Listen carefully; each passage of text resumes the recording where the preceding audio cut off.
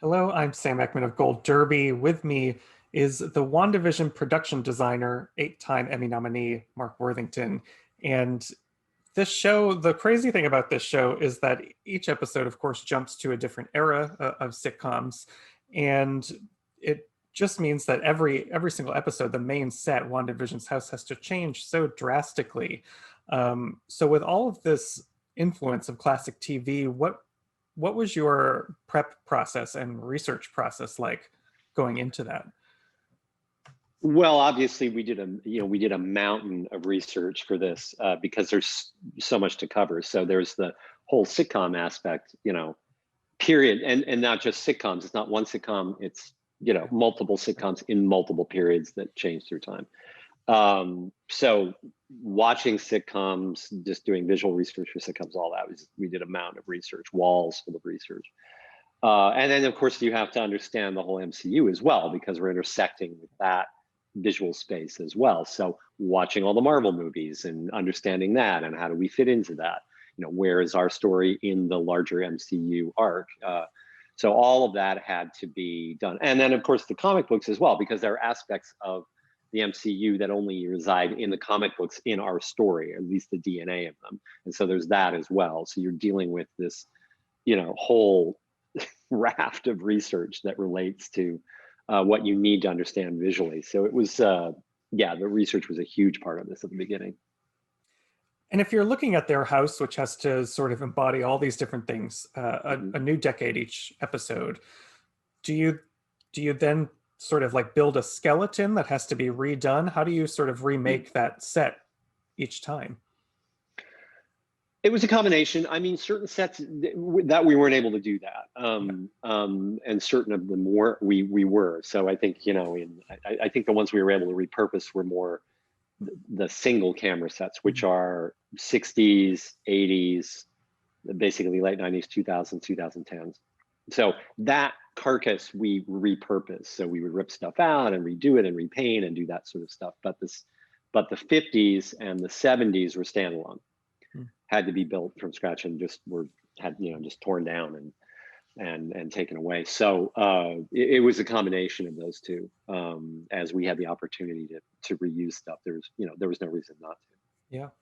And the ones that could be sort of repurposed, that sounds like a massive undertaking for shows that, generally move at a clip in terms of their schedule for shooting. How long would it take to sort of reconstruct and repurpose a set? I'm trying to think of the quickest turnaround was probably, I think it was under a week. And then we would go off and shoot at, another set or another location.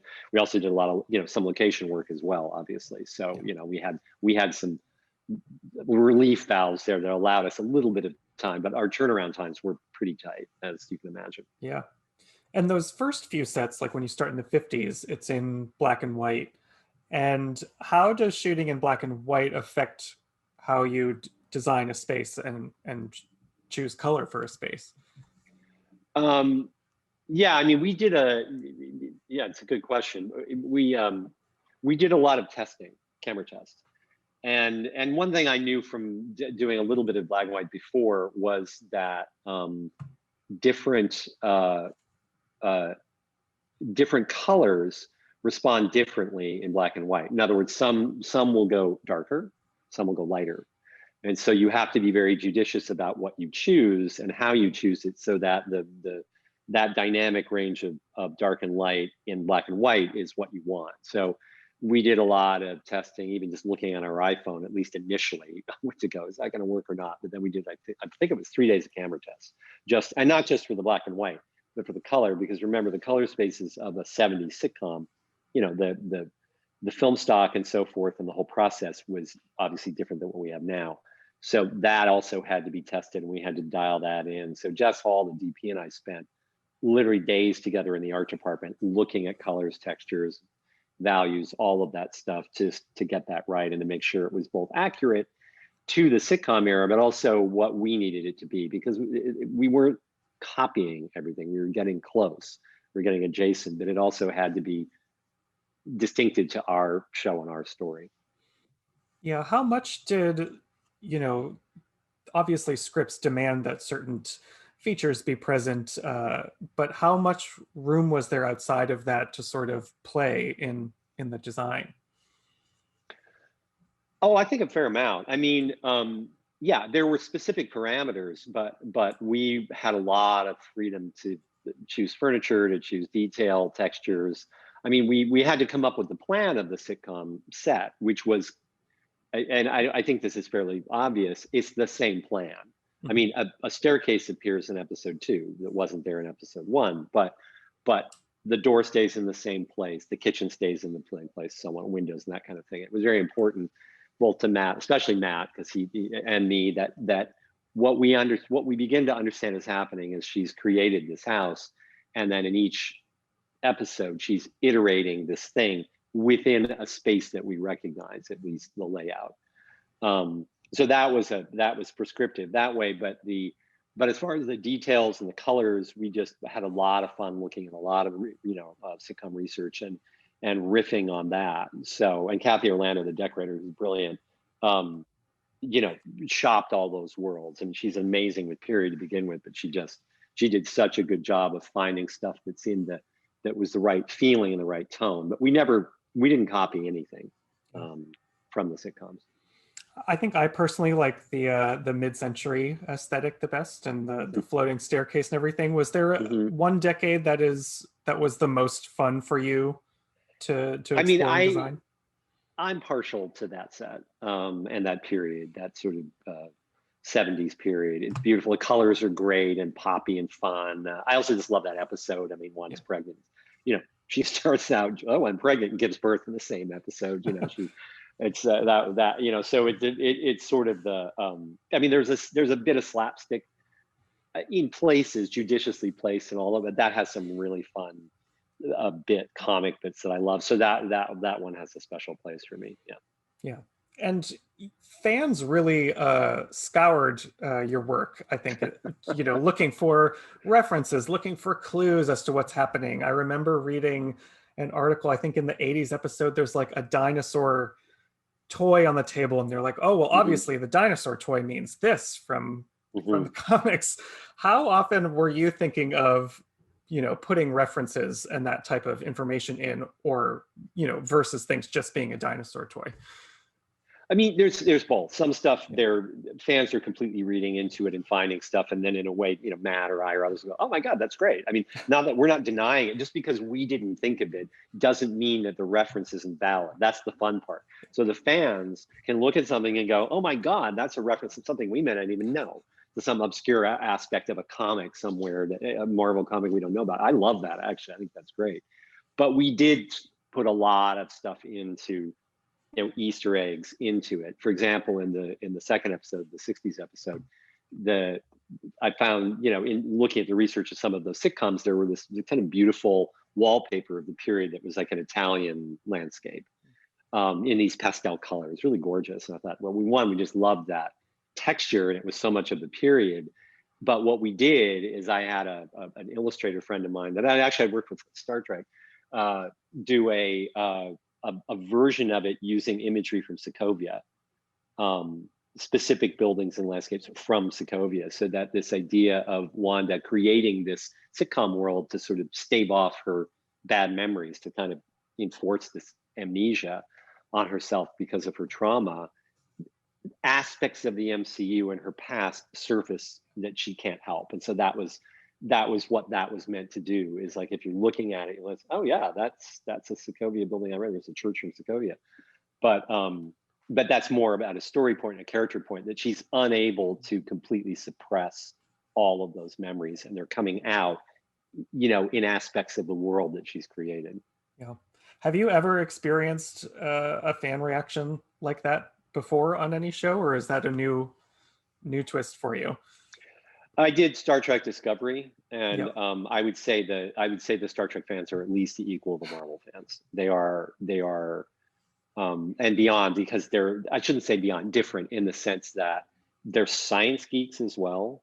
So aspects of how things are done and the physics of things, even though we all know like though, and we went in, well, I won't even go into it, but aspects of that were like, yes, we had a lot of fans coming at us in a lot of ways about that in the same way. Like, is this, or what did you mean by this? And is this connected? And sure. And so I was sort of familiar with that level of fan response and somewhat prepared for it. Although you're never prepared for all the responses you're going to get. Yeah. There, of course, there's also real world sets outside of the sitcom. And one of the ones that stood out to me was Agatha's lair, because it's the first time I think when Wanda walks in there, the aspect ratio suddenly changes.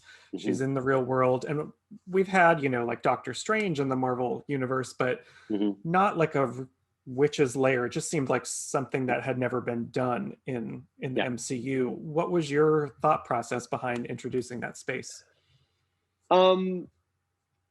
It was something that showed her history, that she's an ancient being, hundreds of years old. So starting there, and obviously we're riffing on kind of, in that case, it's sort of Romanesque types of architecture, more or less. So, but again, they're heavy. It's stone. It speaks to that sense of age and and frankly an era of superstition, because it's a middle-aged architecture. And ironically, Agatha comes from, in a sense, the very, very tail end of that. I mean, she's, what is it, 1690s? We see her as a witch in North America. But that felt correct. And then all kinds of vines. I don't know if you saw that, roots and so forth in it. The idea that her power comes from nature in a way, and she's able to manipulate nature to her whims, and she's a little more primal that way. So those are the sort of ideas. And then of course the collection, she's collected spells and talismans and all of these objects for her magic over the course of hundreds of years.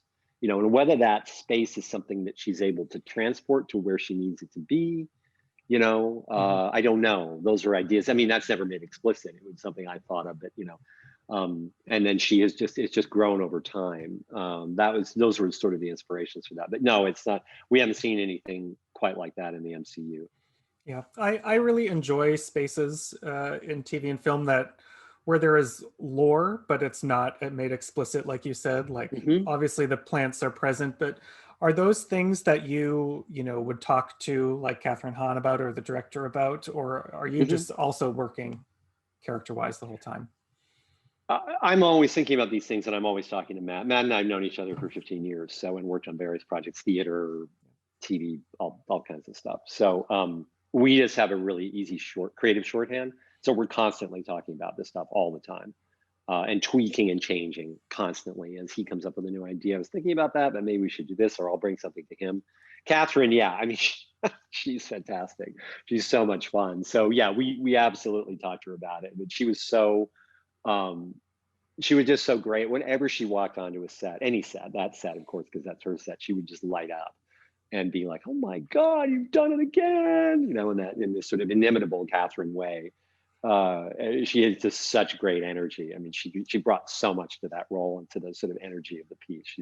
She's just really, really fun, and obviously just an amazing talent, as they all are. I mean, Lizzie, incredible. Paul, just what a cast. It was great. Yeah, it's sort of going through the fact that it goes through all these different sitcoms and eras sort of feels appropriate, because you spent a lot of time designing for American Horror Story, which demands a whole different story, different look every season. I think that's where 5 of your Emmy nominations come from.